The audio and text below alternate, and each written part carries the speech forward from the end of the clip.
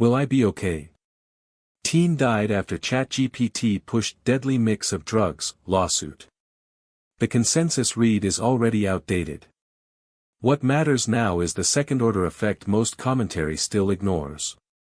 We will map trigger, incentive shift, and downstream impact before the close. He died. His parents are now suing OpenAI, and this lawsuit marks the first major wrongful death case against an AI company for direct harm.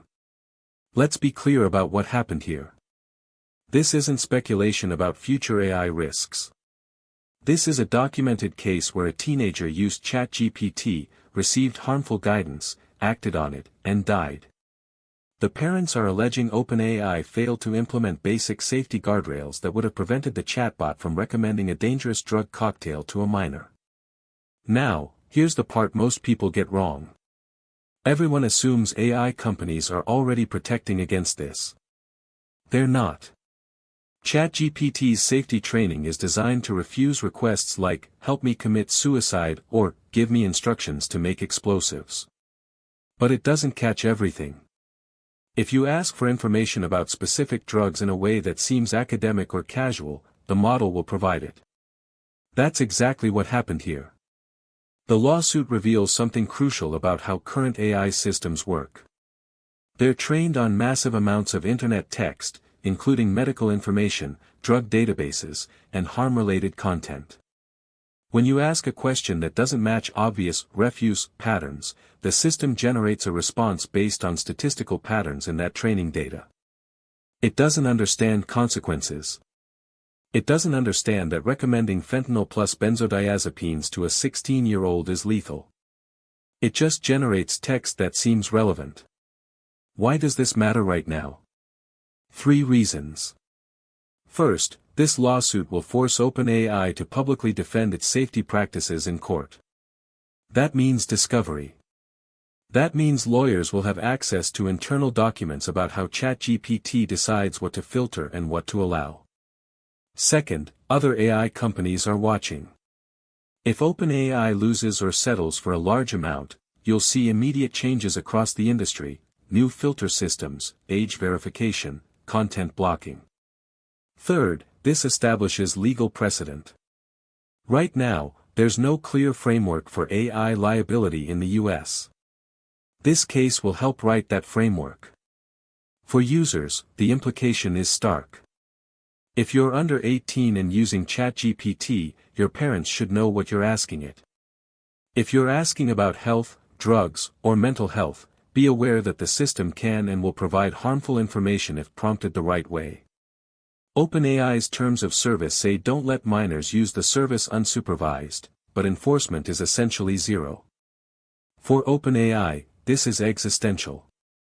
Not because they'll lose this case, liability law favors tech platforms broadly, but because if they do lose, or if they settle for tens of millions of dollars, it opens the door to thousands of similar claims. Every parent whose kid had a bad experience with ChatGPT suddenly has a template for a lawsuit. The company's business model assumes it can operate at scale without being held accountable for every individual output.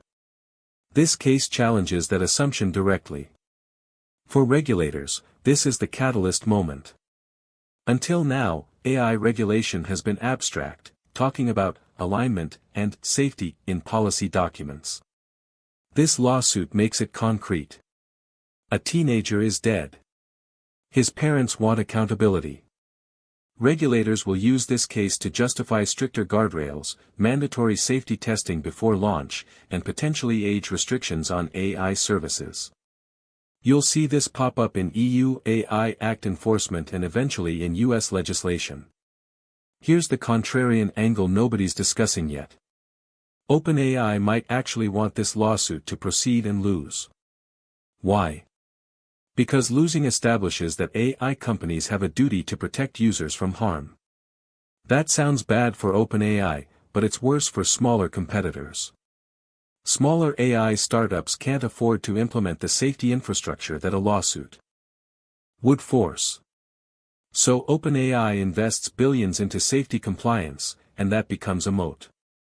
Competitors either match that cost and go out of business, or they skip it and get sued themselves. OpenAI wins by being big enough to survive the legal overhead. The next few days matter because of timing. If this lawsuit gains media attention now, it influences investor sentiment, regulatory priority, and user behavior simultaneously. Parents will reconsider letting their kids use AI tools.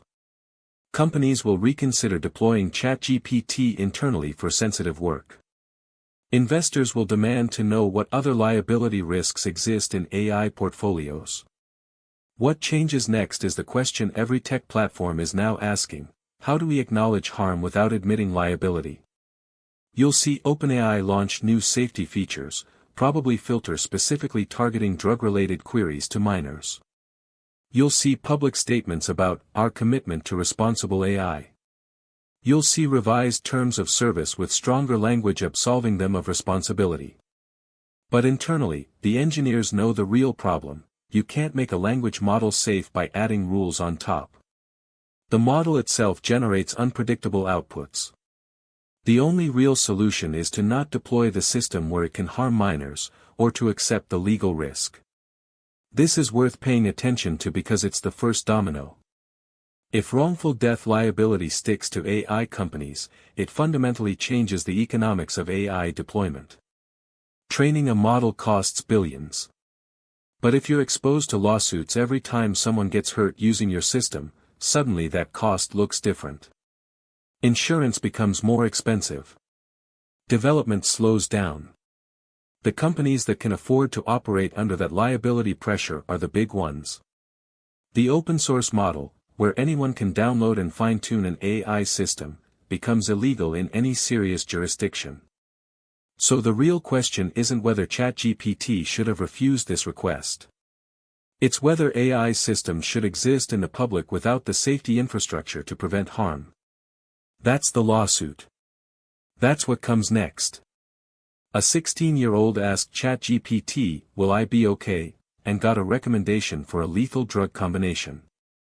His parents are now suing OpenAI for wrongful death, the first major lawsuit of its kind. This isn't about ChatGPT being evil.